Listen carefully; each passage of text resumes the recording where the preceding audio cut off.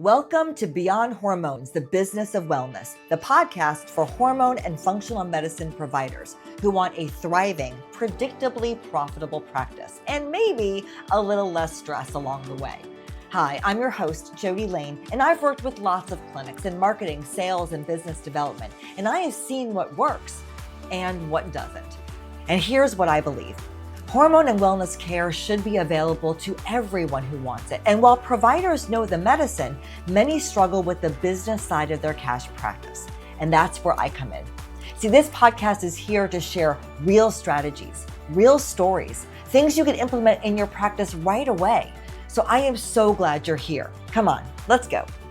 Okay, everybody, welcome back to the Beyond Hormones podcast. I am Jody Lane, your host, and today's guest he traded the security of a 20-year emergency medicine career and a steady ER paycheck for a single room at a CrossFit gym. And yes, that sounds very strange, but we're going to get into it today and find out why he did that and how he turned that CrossFit gym office into an incredible clinic.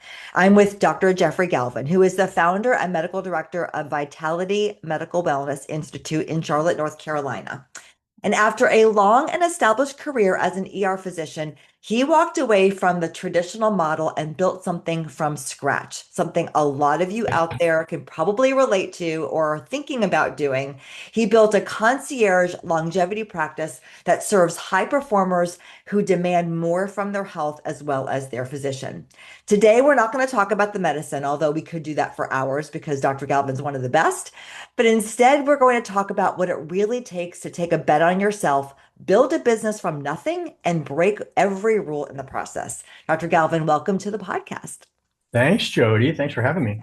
Absolutely. All right, we're going to dive right in because your origin story is one of the most unique out of all the providers I've met in my 10-year journey. Tell us about how you started in that gym. Yeah, so this goes back probably 20 years ago. And, I'm board certified in emergency medicine as well as obesity medicine, but trained in emergency medicine at Boston City Hospital, which is trauma, knife and gun club mecca in a time in the middle of the AIDS epidemic and the crack wars. And so, saw quite a bit of emergency stuff, and then was in the military as an emergency physician trauma specialist for a number of years. And then when I separated from the military, got recruited to Concord, North Carolina, because it was an emergency department there that was staffed with all ex-military guys, and a guy that I worked with recruited me down. And beautiful, nice little town. We had moved around quite a bit. We had 3 little kids, and it was the first time we were going to actually get to sort of settle and put down roots. Mm-hmm. And a very interesting contrast between kind of what I had been doing in a community emergency department, not busy emergency department, but community, right? And so majority of what we were seeing was largely chronic disease related, right? So things that have been longstanding, ongoing, managed by their primary care doctors. And many of those people, you could walk into the room and say, I think if this person made different choices 5-10 years ago, we wouldn't be here. And we were treating symptoms, and we were just treating the end result of treating those symptoms and not dealing with the core root of it. And there's really very little interest in the primary care doctors to getting into the root of it, and honestly of the patients either. Like, they just wanted a pill. And so got a little frustrating. And then in the course of, so also personally at the time, went from this sort of high-paced, active, and suddenly had 3 little kids, working, trying to establish my career, working a lot of shifts, and because I wanted to be around for the kids, I worked nights primarily, and so I was always sleep deprived. I was working way too much, stressed out, ended up putting on a bunch of weight, developing hypertension and high cholesterol, and not feeling good. And honestly, one of the things I was finding was I was coming home and just the kids would want to play, and I just was like, had no energy to do that, and didn't really recognize that honestly at all. But what happened was there was about a 3-month period of time, where I had 3 cases come in, all young men under 40 that had sudden cardiac events in the field, all of whom passed away. So there were probably sudden, undiagnosed heart disease, including, a case of who was a friend of mine. And one of my wife's best friend's husband, who was an athletic, fit-looking guy, had worked out that day, was pumping gas and collapsed and had a sudden cardiac event. And I was the attending. And, if you don't work in the emergency department, this may sound a little crass or like uncaring, but like when you have a code like that, you don't really care who it is, or you don't even know who it is. If you don't have a name, Right. and you're essentially orchestrating all these different people. You're intubating the patient, you're ordering meds, you're looking at the monitor. You're not really, you're directing CPR, but you're not really looking at the person. You don't have any, the EMS might say, hey, he has a history or whatever, but you have no idea who the person is. And honestly, you're not really looking at them. And after ran the code for quite a while because he was so young, and finally had to call it. And I looked at him then, and you're like, now they look weird. They're intubated and they don't look the same. But the guy looked familiar. I'm like, and I looked at the chart. I go, what's his name? And the name didn't ring a bell. So I'm like, okay, maybe it's okay. Sat down to document, and the nurse came up and said, hey, the patient's wife is here, and she knows your wife really well. And I remembered they had different last names. Oh, and this is a guy who, I saw socially, at a lot. And Paula was really good friends with his wife. And I'll never forget walking into that room and to tell her what had happened, and her looking at me going, I heard he fell at the gas station. What did that idiot do this time? And I had to tell her he was dead. And, kind of, and unfortunately, in my profession, you see, you have to deal with that situation quite a bit. But this really hit me, and I'm like, crap, that could be me. Like, what would happen if it was me? And I wasn't feeling good, and so I went to my primary care doctor, who was a friend of mine, and I told him that story, and he's like, I said, I really want a full workup. I want to know if and he's like, we don't really do that. Just eat less, work out more. And I'm like, and here's some medicine for your blood pressure. And I'm like, it pissed me off, honestly. Yeah. And I was like, this is ridiculous. This is like ridiculous advice to give somebody. And it sent me down the rabbit hole. I started reading and started, kind of going to conferences and realizing very quickly that all the things we've been telling people to do were nonsense. Like even the nutrition. And in a very short period of time, like within about 6 months, I completely turned my own health around. We started doing CrossFit. We got our nutrition right, had some advanced labs done, realized there were some hormonal issues and other things going on. And the CrossFit gym that we were working out at was owned by this ex-Marine guy who we became pretty good friends with. And after every class, I would be kind of surrounded by people asking me medical questions. And Steve came up to me one day and said, Doc, we got an empty office upstairs. You guys should open a clinic. And that was 16 years ago. And our very first clinic was in this like room in this CrossFit box with no heat in the winter, no air conditioning in the summer allowed. And then we were there for a short period of time. And then we moved to a different gym. It was like more of an athletic center with like a nice internal office. And then we opened an office near the hospital. And then about 8 or 9 years ago, we built a state-of-the-art facility. You've been here, I have, yes. Super nice. And, and what we started doing was, essentially what they call functional medicine today, where we were doing detailed evaluations and identifying these root causes. And we started, reversing diabetes and all this stuff. And before long, we realized that we were getting a lot of physicians as patients because I would fix, somebody, and they would call me up and like, how did you fix this person's diabetes? And kind of tell them like what we're doing. Like, I don't feel that good. And so to this day, like our staff is like, why do we have so many doctors as patients?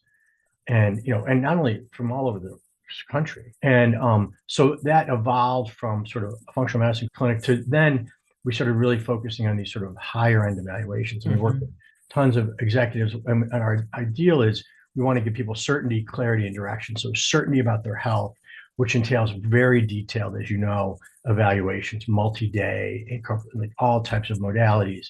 And then a really personalized one-on-one sort of sit down with me that typically lasts 6 hours or more.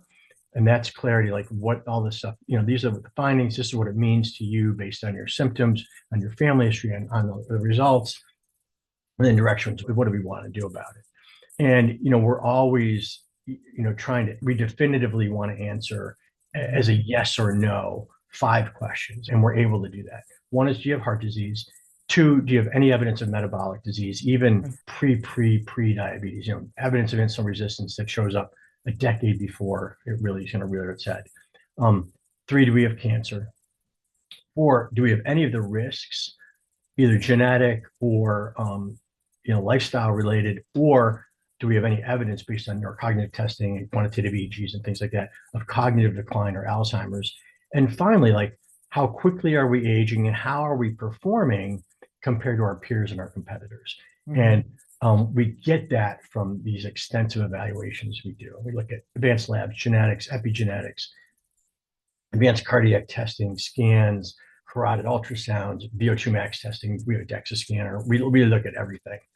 And then from that, we formulate these very detailed plans. And we have, incredibly high success rates. And, I know you do marketing, but as you know, we don't really market. It's all kind of word of mouth because we do is a little bit unique.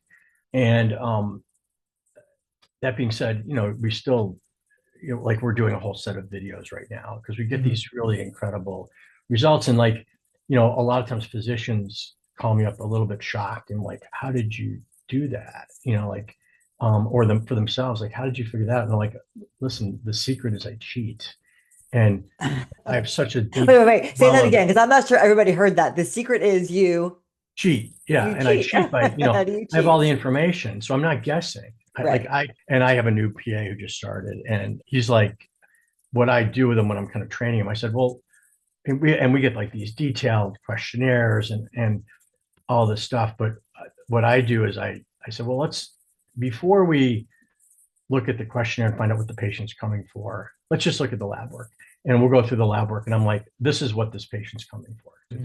And then we look at the thing. And he's like, how do you know that? I'm like, because, you do this long enough. I know if these labs look like this, these are the things the patient's going to have problems with. And I'm probably right 80% of the time. There's always sometimes like, a particular issue, but I can look at, because we have such a detailed panel of labs. I know, with great certainty what probable things people have.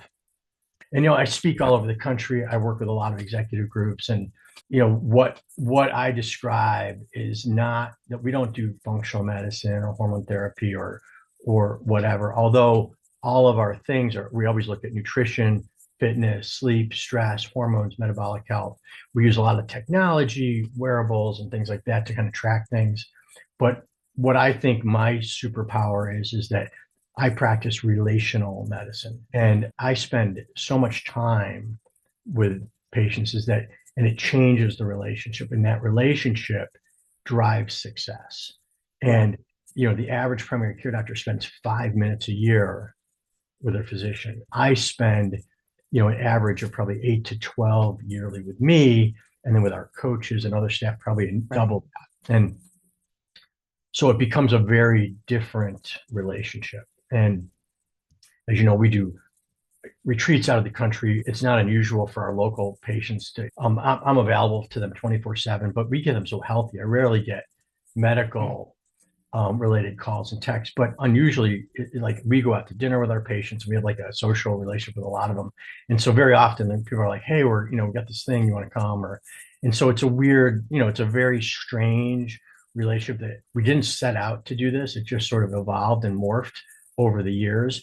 And, the stuff that we're doing, a lot of people are trying to get into, but we've been doing it for 16 years. And so there's a little bit of credibility with that. And we really do get transformational change. As a matter of fact, this series of videos we're doing, I think really, and it's not live yet, but maybe I can give you a link to a video that we just filmed for one of our executive patients. That'd be awesome. We'll put that link in the podcast. Story. Yeah. So you said something that, you said a lot of things that I want to dive into, but there's something that you said that I want to highlight because I work with a lot of providers that do a variety of different ways of treating their patients from very, very low end to very high end. But you said, I'm available 24/7, but I don't get contacted about their health because I make them healthy. Like all of those providers out there that are so worried about giving concierge support because you're afraid that you're going to be bombarded with questions, and just take care of them. You just take care of your patients and and eliminate that need for questions. That's brilliant. Yeah.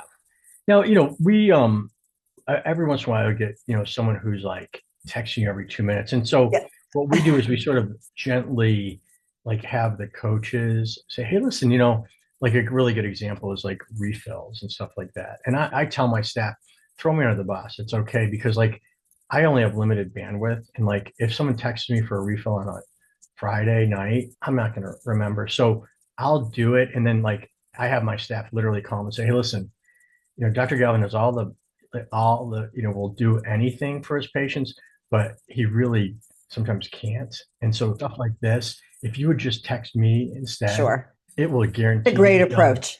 Yeah, you that's a know, great approach. because as good as his intentions are, if you text him about a refill, it may only get done Yeah, 50% of the time that makes sense. and so they kind of, and we're just honest with people, like, but anything else, and we manage people, like I've literally taken care of somebody remotely who is on a mountain via a satellite phone filming a television show where they got altitude sickness and the on-site paramedic wanted them to continue and they clearly had altitude sickness and I had to like explain to this mountain paramedic that thought she was an expert that like yeah that you got to get this guy off the mountain or he's going to die. Wow. um, and so we've had some, and our patients can a lot of our patients travel over the world, and so we've had we've had to coordinate care in like different countries and in the third world and things like that, and so we can provide that support. And a lot of our patients are like, they want my opinion about that stuff, Hmm. and I've got a skill set that blends to Sure. treating anything, Yeah. and so it's a little bit of a unique aspect of our practice. So, I've seen a more and more of a surgence of ER physicians or people or providers that work in the ER becoming more functional medicine, hormone kind of providers. When as you stated, you didn't intend to go out and become what, is trending right now called longevity medicine. Like, because you were the original, like you were doing all of the tests and all that years and years before this became something that people are talking about. But for somebody that is like come in the ER right now and has that same epiphany, like if I could take care of the patient before they came into the ER, they'd have a much better quality of life. What advice would you give them in terms of how to pick what lane to stay in? Because there's a variety of different ways that you can service people, right? There's like a straight on hormone clinic, there's a little more functional medicine, and then there's going really deep dive, like you mentioned, medicine. How do you help? What would you say to somebody who's trying to figure that out for themselves? I think that it's a pretty individualized question. I think one of the reasons for emergency medicine is that for the first, probably 5 years we were open, I was working in the ER and my clinic both.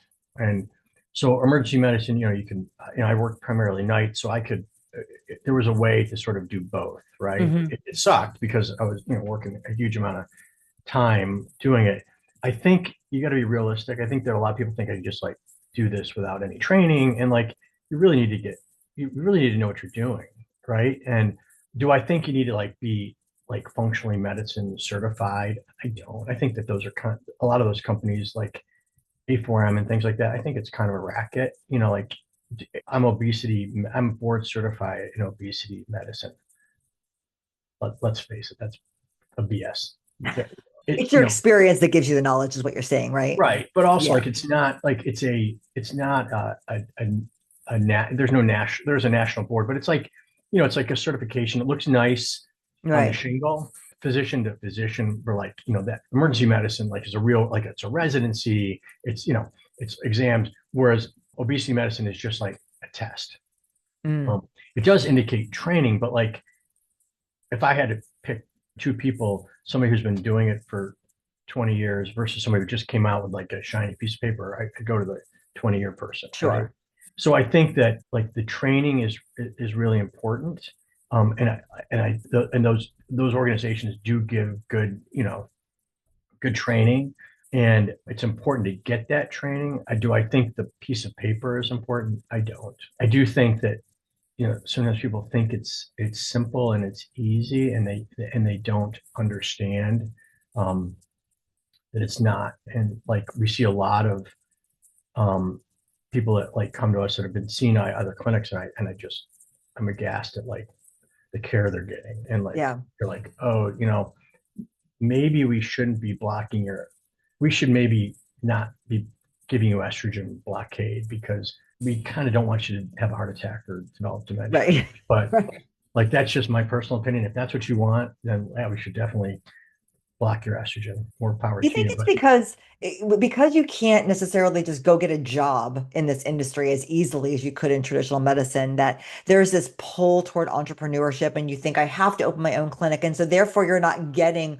all that experience of working under somebody as experienced as you before you go and try to do it on your own? yeah, I do. Yeah. And I think like one of the things we're looking at is like, we're starting to do a mentorship type thing where you can train with me, and I think we have like we also, if you come to us, it's a very experiential thing, as like Mhm. we really focus on food, and like, we cook with our patients, and we like, there's a whole experience part of it, so as our office is beautiful, and like our patients come, we like, even when they get their initial lab, we do labs, and we do a beautiful breakfast for them. And Right. we do things like, we have different monitors that we use, and we kind of have them wearing those prior to their evaluation. And after a couple of days here, we kind of pull up and we say, hey, look at your readings the week before you were here, and look at your readings over the last 2 days. And they're radically different. And I could say, so you see what a huge change you can make with Just a just couple of 2 days. days. And I said, you had breakfast and lunch here for those 2 days. Did we feed you anything that didn't look amazing and taste amazing? And they're like, no, like it was incredible. So could you eat like that every day? Yeah. And look at what it did to you metabolically. It's like, and it's a radical difference. And so Mhm. you leverage that experience, and you say, hey, look, there's some method to the madness, and that's why we did it this way. It instantly establishes a little bit of credibility and things like that. And so utilizing those advanced tools at the same time incorporating it into an experience is important. And and we're expensive. Like they're like, Mhm. well, I could go, up the street and get hormone therapy for $100 a month or whatever. I'm like, awesome, you should definitely do that if you want, but You get likely what you it's pay for. unfortunately, some undertrained person or an extender or somebody who, is going to provide that level of service. We're providing this level of service, and there's nothing wrong with Walmart. I'll shop at Walmart. However, Nordstrom's better. And if we have the Right. resources, we're going to go to Nordstrom's or some other high-end place. There's nothing wrong. Like the shirt I buy at Walmart provides the exact same function as some high-end shop on Rodeo Drive, but they're different, right? Like um, they still cover my skin. Right. There's a functional difference, but there's some, it just really depends. And that's what I tell people. Like if they push back, I said, I get it. It's cool. Like it's absolutely fine if you don't. And very rarely do we get people say, no, I really want Walmart. Um, Right. and so you just have to sort of understand that and not undervalue yourself. And I think there's this like race to the bottom, and it's stupid. Like, your time is valuable. When they come to us, they're not just getting like a medicine, a functional medicine protocol. They're getting access to 25 years of experience, and someone who's made those changes themselves and does the same things every day, and also deeply kind of understands the executive mindset and the mindset of high performers. And also, one of the things we do is like, I could tell you, um, Jody, all you need to do to live to 100 is eat sticks and rocks every day. Mhm. And that may be true. However, what's the likelihood of you doing that? It's zero, right? So if I tell people like you need to do this 100% of the time, like Mm. it's a fool's game, right? And perfection is the enemy of success. And Mhm. so we kind of teach people, let's be pragmatic about it and understand that we can't be 100%, nor do we want to, because like a good example is the holidays, and we see people after the holidays and they're like, it's like the Spanish Inquisition around here. People come in, they're so bad, I had They're telling on themselves. four bad dinners. And one thing, like what we find is our patients actually do remarkably well over the holidays. And even if they have like a little bit of slippage, I always tell them, I said, listen, we survived. And I said, but I've got some bad news for you, because I just read in the paper, they're going to have Christmas again next year, and anniversaries and birthdays. Like, how do we be pragmatic about it and understand that we have to, it's okay to not be perfect. And honestly, the lunch and breakfast that you have during the work week, where you're alone and you're likely to grab a bagel or something unhealthy, or order some fast food in or whatever. People come in and they're like, "Oh, we were really bad. We went out for my anniversary on Friday night." And I'm like, "Yeah, okay, who cares? How many of those happen a month? How many workday lunches and breakfasts do you have? There's 40 of them. So 40, if you have 40 bad meals out of 90, you're going to have a hard time overcoming that. If you have 3 bad meals out of 90, it's nothing, right? So we try to give this perspective, especially when we're working with like higher end people that are doing travel and things like that. And how do I've got a patient that has a huge alcohol, beer and wine distributor, and he's, he travels into, for these wine tastings and things with clients. Like, how do you take that person and like get them not to be drinking 7 drinks a day? And so we work with people in relation to their life, like what their lives are, to provide a really personalized strategy. Okay, this is what we're going to do to sort of deal with this, because we've got to kind of level that playing field. We can't have a self-sabotaging, but we can probably hack it. So, and like you can eat out pretty cleanly and no one has to know, like just by understanding menus and things like that, and maybe using a little technology to kind of help us. And so there's a way of doing that. And I think that's important when you're dealing with sort of higher performers, to give them a lifestyle that works with their lives. Hey listeners, whether this is your first episode of Beyond Hormones or your 50th, I hope you can tell by now how much I love working in the hormone industry and sharing my tips, experience, and guest stories to help you succeed. Your success is truly my personal joy.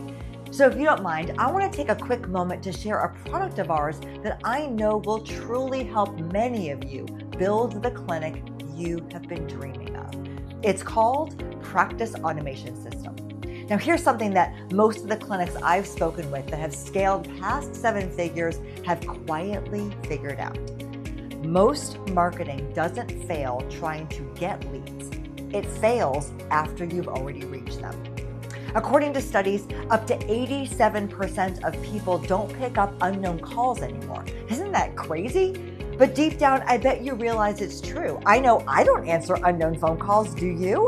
So that means even if your front desk is being incredible and calling them as soon as they come in, there's a good chance they're not going to reach them.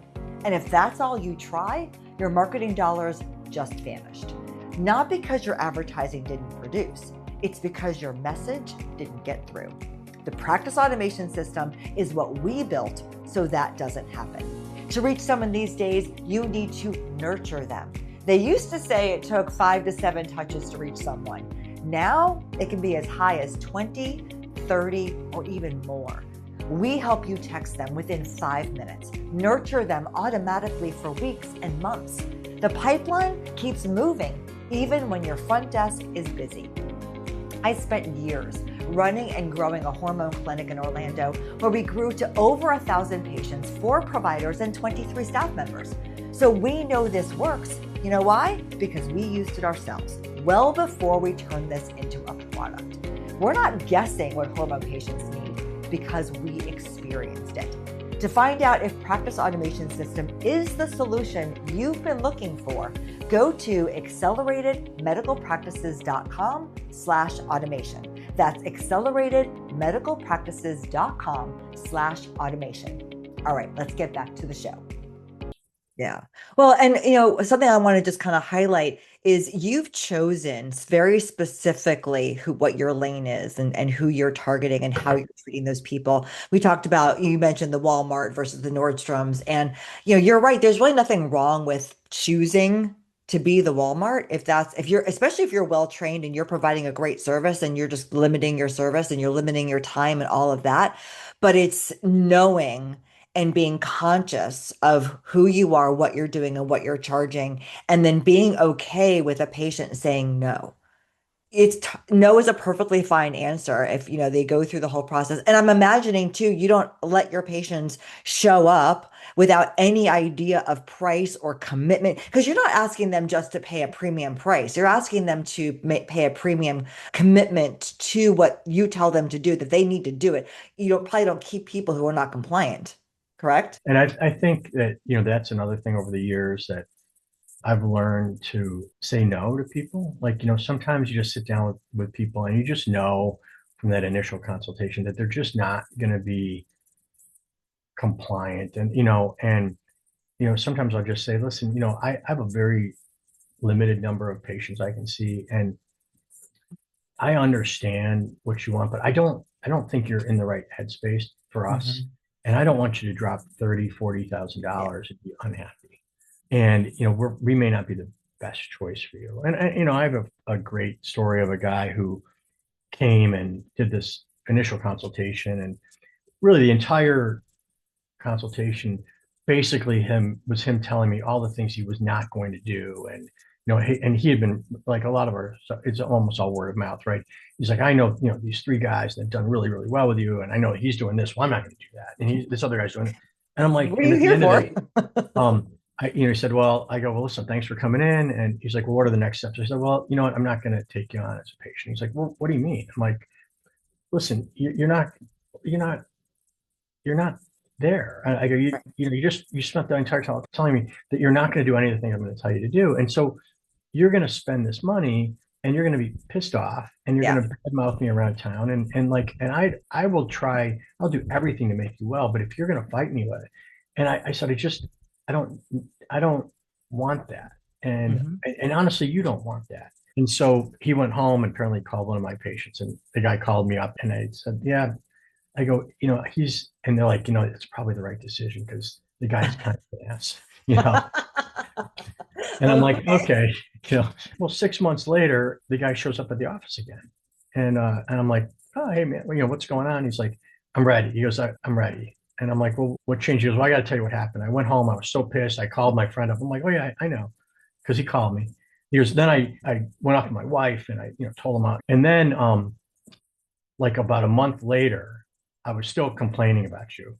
And my wife, had never really responded. And he's like, what, you don't care about any of this stuff? She's like, you've been complaining about this guy for a month. She goes, A, that's weird. And B, all the things he told you are completely true. He goes, so I didn't talk to her for 2 weeks. And then he goes, I started thinking about it. And I still wasn't feeling well. I'm seeing my friends who are doing great. And I realized that, what you told me was right. I went in there and I told you all the things I wouldn't do. And I kept thinking about it. And I kept saying to myself, why do I keep thinking about this asshole? Um, and finally, it just dawned on me. It's like, you were being very brutally honest with me. And he goes, I'm this huge company. Nobody ever talks to me like that. And he goes, I realized that was what I was pissed about. And I thought about it, like, if I were in your shoes, I would have done exactly the same thing. And he goes, I'm really ready now. And so this was years ago. And he did, and to his word, he did all this stuff, did incredibly well. And I probably have more referrals from that one guy than anybody else in our practice. And we still to this day joke about, like, you remember when they kicked me out of your office? I'm like, I didn't kick you out of my office. Yeah, Highly recommended that you leave. yeah. And so you have to kind of understand that, like, you've got to be, like, true to, like, you've got to be ethically sound and true to yourself and true to your goal is the patient to do well. And if they're not going to do well, then you got to be honest with that. If they want to proceed despite that, you know, I might relent and I might say, listen, okay, we'll give you a month and sort of see how Mhm. you're doing. But luckily, we don't have to deal with that as much now. Most of our patients, like, I never speak money with anybody, but I'll do a 15 minute phone call, or honestly, most of the time I speak an event or something like that, and they call and they talk to, our practice manager, and like they sign up for the whole thing, sight unseen, and pay the money, and like, oh yeah, whatever, we're in. Yeah, your reputation speaks ahead of you. Yeah. And, very often we're also dealing with, like, I want to bring my wife too, or my husband too. Right. So Right. we do a lot of the couples. And so that's like a little bit, and that just sort of, evolved. And that's like, what we do. And again, if you just, if you come in here, like, I can get this, there's a nurse practitioner down the road that does this for nothing. I'm like, awesome. But you're going to get kind of what you pay for. They probably don't have the depth of experience, the training, they don't have the equipment. We always, we measure, we have all the equipment to do high end, DEXA and all that stuff. And so even our hormone therapy people, we're measuring things that you're not measuring in Right. you know, a men's health clinic or a game day health or whatever. Like they're not, they're not getting the objective measurements that we do. Like we're not just doing labs, we're doing performance measures. And like we want to, at 3 months, our average delta on the DEXA for a male is 15 pounds, meaning the delta is pounds of fat loss plus pounds of muscle gain. Wow. So that could mean they have no weight change at all. Right. They might have lost 7.5 pounds of fat and gained 7.5 pounds of muscle. And if you don't have that technology, which is, quite expensive to have, then people are like, well, I like this, but I'm not losing any weight. Well, when I can show you on your DEXA that, like, yeah, you're not losing any weight because this is what happened, and you dropped your body fat like this much, and then they're like, yeah, my clothes fit way better. And then like, oh, and you can teach them the scale is not your friend. And using an in-body, all those companies say, oh, they're just like DEXA. They're not. I have both, and I can show you that absolutely they're not the same. And so having that investment in technology and also having the other things that we do elevate our level of care. And also that's that cheat, right? I don't have to argue. I don't have to push back about weight when I have data. I'm like, look what you're doing. I had a guy just this morning. He's at his 3 month, and he's 10 pounds heavier after 3 months. And he's gained 15 pounds of muscle and lost 5 pounds of fat. And he's like, and his comment was like, I don't know how things are going. He's like, great, I feel great. My brain is so much clearer. I'm killing it at the gym. I'm wearing pants that are 2 sizes smaller. And I said, are you having any concerns? He's like, yeah, but I'm gaining weight. And we looked at the DEXA. I'm like, well, here you go. He's like, oh, that makes so much sense. Because Yeah. I shouldn't even weigh myself. I'm like, yeah, I don't disagree. But again, if you don't have that, like it's hard to kind of explain that away. Yeah. Let me ask you a very different question, just because as people are listening, one of the things, there's two main things that people always listen to this podcast and listen for: marketing and staff. And marketing, we're not going to talk about with you because it's all word of mouth. But how do you hire and maintain a staff that has the intelligence and the commitment and the integrity and the excellence that you and Paula do so that you can provide that level of service?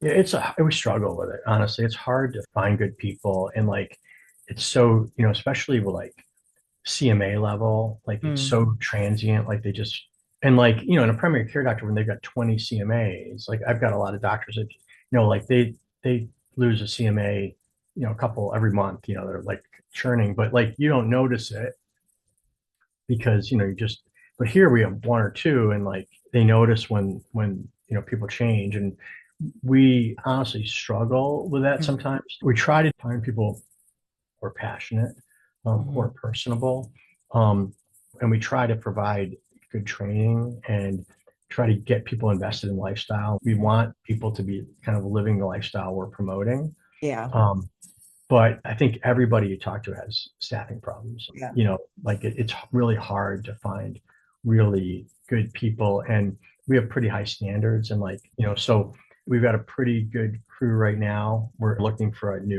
another coach, but we have a kind of a process that we go through. But we sometimes kiss a lot of frogs before we find a Yeah. prince. Well, I like Um, what you said that you provide training. I think a lot of times, I actually just did a video about this for social media. A lot of business owners or providers don't want to provide training because there's this fear that I invest in training in you and then you're going to leave me, you're going to take that training someplace else. But the alternative question is, what if you don't? Like, what if they don't leave?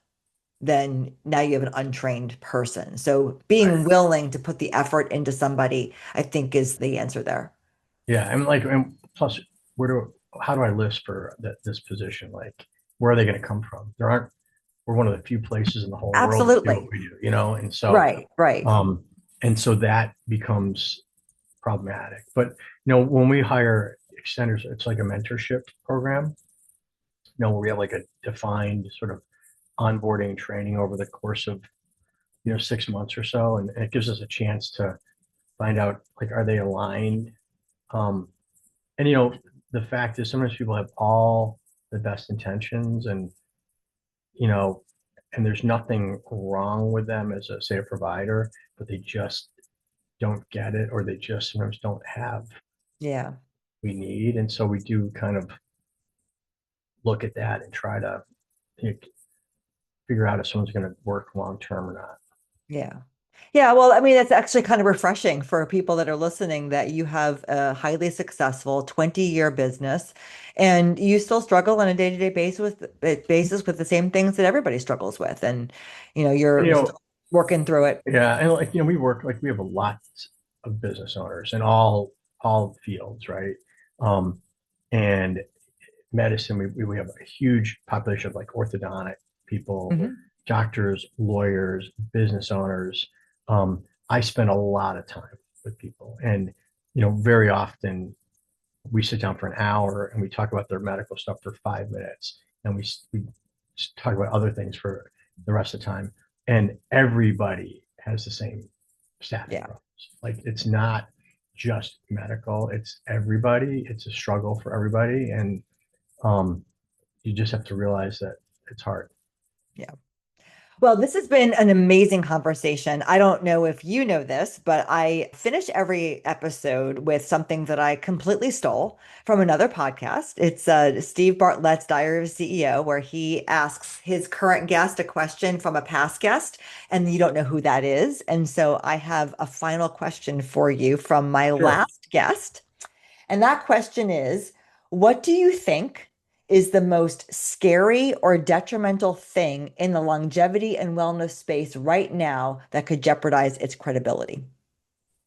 Oh, I think for sure it's these clueless influencers that are pushing Mm. unproven treatments. Peptides are a great example. We've used peptides for a dozen years. I get probably 2 emails a day of some fly-by-night company that wants to sell me peptides that, you know, who knows where they're sourced from. You have no idea. It was certainly a setback when we could not get Mhm. compounded peptides any longer. We have been fortunate that we've been able to use the same source our compounder used, Mhm. but like, people are buying stuff from, and you have no idea. Oh, well, there's a certificate of purity or whatever. Like, well, I could Photoshop that. If you look at those websites, there's no guarantee of sterility. You have no idea where it's coming from. Are you going to put that in your body? It's crazy. And also, a lot of these things they're what I call 1% things, right? And there's a lecture that I give where I've got the slide is like this sort of pool of water, like in the Arctic, filled with water with ice and snow around it. And the caption says, "What happens if I put a 300-pound diabetic in a cold plunge?" And the next slide is this obese, pissed off looking guy. And the slide says, "A wet 300-pound diabetic." Like, I haven't fixed anything. And like, a cold plunge is a 1% thing. Yeah, that makes a If lot of you're sense. performing at the 20th percentile, 21 ain't helping you, right? Right. You need to get you to 90, and then The that 1%. 1%. And people gravitate towards these shiny things because, like, I saw this podcast and I get all this stuff like, I want to try this supplement. Like, how many people have just a, a drugstore worth of BS supplements that they bought based on some internet thing that are sitting half used in your, Right. like, and also, is there a way to measure the Right. effectiveness? And That's so, a very that's, important I point. think, my feeling is like, that does great disservice because people are kind of biohacking themselves with no data. It's like, Right. it doesn't make, it's like trying to tinker with your airplane engine while you're flying. Oops, you know, It's funny, 10, 12 years ago, you couldn't convince someone to put testosterone, bioidentical testosterone in their body. And now we have gotten to a place where it is kind of the wild, wild west. It's yeah. crazy. So again, if you don't measure, like, but there's a lot of people that like are taking shortcuts, and it's dangerous, and we don't really know the harm soon because it's like kind of exploded. Now, as much as I disagree with almost everything Kennedy's done, it does sound like the FDA is going to lift that compounding ban. And then, if you have a legitimate compounder that you've used for a decade, then, if I can get my peptide from them, then I'm convinced that I've got this relationship with this company and I know I can trust them, and then that's helpful. But again, that's not step one, Right. right? It's step 5 or 6. And we don't treat with buzzwords. We treat the root cause of problems. And I always tell people the secret to if you want to be a healthy, vibrant, vital 95-year-old, the secret isn't all the boring stuff. It's consistency over time doing the boring stuff. A peptide's not going to get you there. You got to do the boring day-to-day stuff in and out. We can certainly we do lots of biohacking. We do things, we send people to other countries for stem cell therapy and things like that. Like we supervise everything. But again, we get people dialed in first, and then once we get them dialed in, then we kind of turn to biohacking. We do a lot of really advanced stuff, but we don't do it until people are at that 90th percentile, and then we start layering that other stuff in, and we're measuring to make sure we're not doing any harm. Yeah. And that we're getting the results that we expect. Yeah, that I love that little sound bite. If you want to live to 95, start with the boring stuff because it's true. I think we live in an instant gratification society, and between the social media influence and the desire to cut corners and be comfortable, but yet still have great outcomes, we've just kind of bought into this ridiculousness that's out there. So thank you for saying that out loud and letting people hear that. It's been so wonderful to see you. We worked together, just so everyone knows, we worked together, what, like 3 or 4 years ago? Yeah, a while ago. Yeah. Yeah, I came out to North Carolina a couple times. I got to work with the staff. Yeah, And we so, had a great so, experience with Jody, so I oh, highly thank you. recommend. Appreciate that. Yeah, it was wonderful to work with you and your team and your family because at that time there was a number of family members that were working in the Yeah, so practice. yeah. So yeah, that's awesome. All right. Well, thank you so much, Dr. Galvin. I really appreciate your time. I know it's very precious, and all the wisdom that you've provided today has been just incredible. Thank you. Well, thank you for having me. Absolutely. Thank you for listening to Beyond Hormones, the business of wellness. I hope that you're walking away with fresh ideas and real strategies you can use to grow your practice with profit and purpose. If you enjoyed today's episode, be sure to follow the show so you never miss a conversation.